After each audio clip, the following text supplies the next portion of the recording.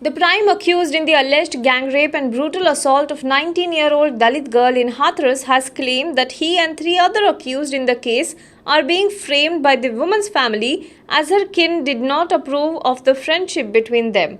In a handwritten letter to the Uttar Pradesh police, Sandeep Thakur claimed that he and the woman were friends and often spoke on the phone. He also accused the woman's mother and brother of torturing her. The letter has the thumb impressions of all the four accused. He said in the letter, "I had gone to meet her in the fields on the day of the incident. Her mother and brothers were also present there. I came back to my house after being asked by her to do so. I then started feeding the cattle. I later got to know from the villagers that her mother and brothers thrashed her over our friendship, leading to some serious injuries. I have never beaten her or done anything wrong with her. Her mother and brothers are falsely accusing me and three others and sent us to jail. All of us are innocent. We request you to please investigate this matter and give us justice." The accused said he also used to speak to the woman on phone apart from meeting her. Outside Nabanna, the West Bengal Secretariat in Howrah district, a protest rally organized by the youth wing of Bharatiya Janata Party turned violent when protesters tried to break police barricades and forces retaliated with lathi charge and tear gas. Police is lathi charging our people, stone pelting is being done from the Khidripur side. Can't the police see that? Loket Chatterjee, the BJP leader, said. In protest of the alleged killing of party workers in West Bengal, the BJP's youth wing had launched Nabanna Chalo agitation. The BJP workers were marching toward Nabanna when the clashes broke out. The West Bengal police, in an attempt to stop the march, reportedly resorted to lathi charge and used tear gas, water cannon on BJP workers at Howrah's Santragachi. The police were deployed outside the BJP headquarters in Kolkata since morning.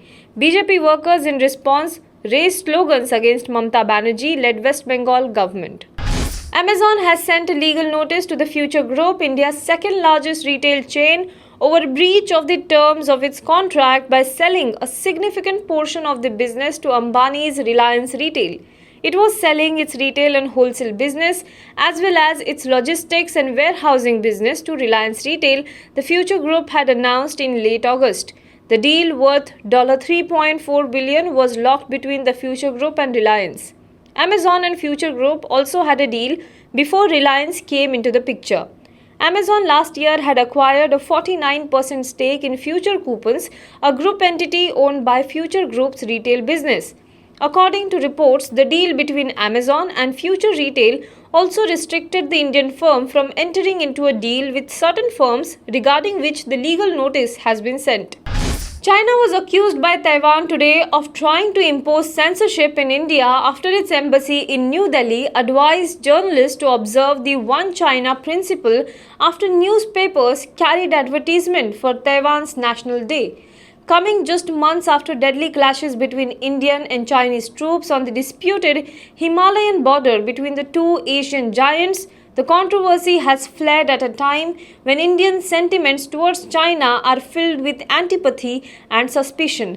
China's hackles were raised on Wednesday by advertisement placed in leading Indian newspapers by Taiwanese government to mark the democratic Chinese claimed island's National Day on Saturday. The advertisement carried a photograph of President Tsai Ing-wen and hailed India, a fellow democracy, as a natural partner of Taiwan. China, which claims Taiwan and regards it as a wayward province, made its displeasure evident in an email sent by its embassy on Wednesday nights to journalists in India, including Reuters. President Donald Trump, who is still being treated for COVID-19, said on Thursday that he will refuse to take part in the presidential debate next week after it was switched to a virtual format. He said, "I'm not going to do a virtual debate," he said on Fox News, saying that this was not acceptable to us. He accused the Bipartisan Debate Commission of trying to protect his opponent Joe Biden.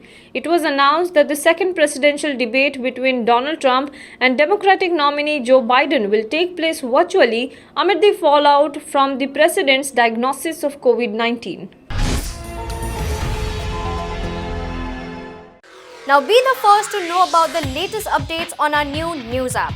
Go on your Android or iOS, search for HW News Network. Download our app, choose the language you prefer to get updates in, and be up to date with the latest news. If you like this video, please share it, and we would love to hear your comments in the comments section down here. Also, please do like our Facebook page and follow us on Twitter to get minute-to-minute news updates. For more such shows and videos, subscribe to our YouTube channel.